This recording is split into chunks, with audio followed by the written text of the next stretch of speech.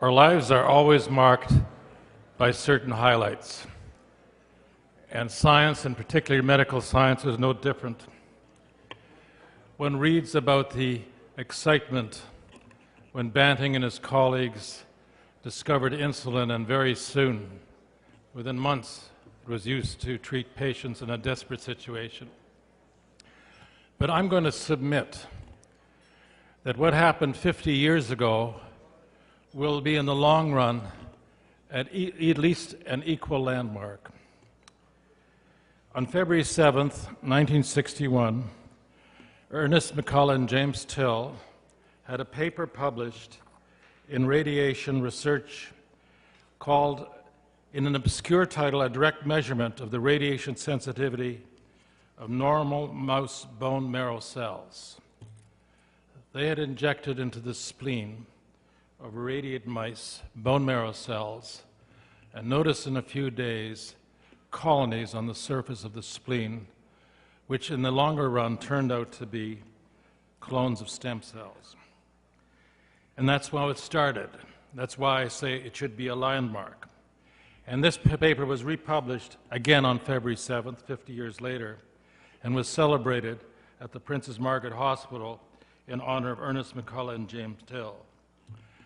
They were a unique pair, a clinical hematologist and a physicist. And it shows again the value of working from different vantage points, different scientific thinking to try and solve a problem. And soon they took what they learned about stem cells into better understanding of blood formation, cell biology, and leukemia. Lou Siminovich is here, was part of the group for a period of time. I'm grateful for my predecessors at the Gairdner Foundation who'd like to spot people early, who in 1969 honored McCulloch and Till and said, in recognition of their development of the spleen colony technique, which later was found to be stem cells, for measuring the capacity of primitive, normal, and neoplastic cells to multiply and differentiate in the body. Now, sadly, on January 20th, Ernest, or Bun McCulloch, as he was more commonly known, passed away just before this 50th anniversary.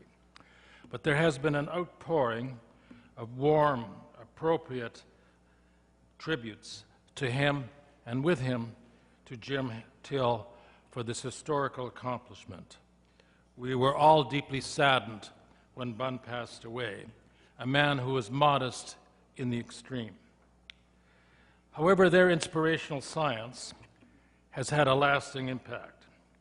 And as we can know in our own city, in our province, in our country, there is a momentum to stem cell science of any kind, relating to the brain, to the heart, to the skin, and so on. And this has led to our better understanding of the biology of our cells and tissues, to understanding of disease, and has given hope as how to be, as it were, resurrected from those diseases in the future. And that's where the interplay between basic science, clinical science labs, and you people here who represent innovation and production of new technologies and methodologies and treatments comes to fore. Now, they were slow to be recognized. They were slow to be honored. But over the years, this eventually developed. They became Fellows of the Royal Society in the UK.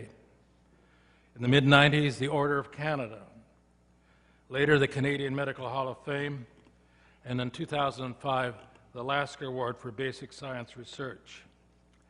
Many here and elsewhere felt that Stockholm wasn't listening. But as my friend Joe Goldstein wrote to me this week, he said, they truly should have been honored. They opened a new field out of the blue.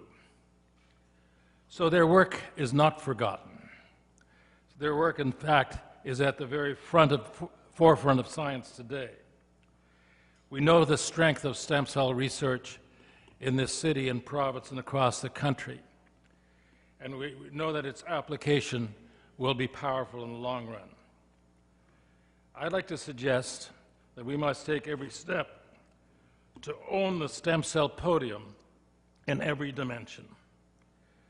90 years ago, when insulin was discovered and desperate patients treated, recognition was rapidly established. We must do it again. On the 50th anniversary and thereafter, when we remember the discovery of stem cells, and use this as a moment and as a time to create a new crescendo in the field of stem cells here and across our land. I'd like to ask you to do two things. Take your glass and rise.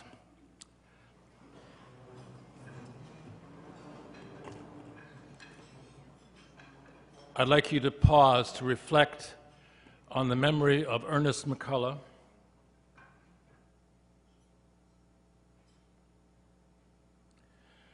And then I'd like you to tip your glass to Ernest McCulloch and Jim Till and the stem cell group here in Toronto, and to the future, the exciting future that this will bring to our city, our province, and our land.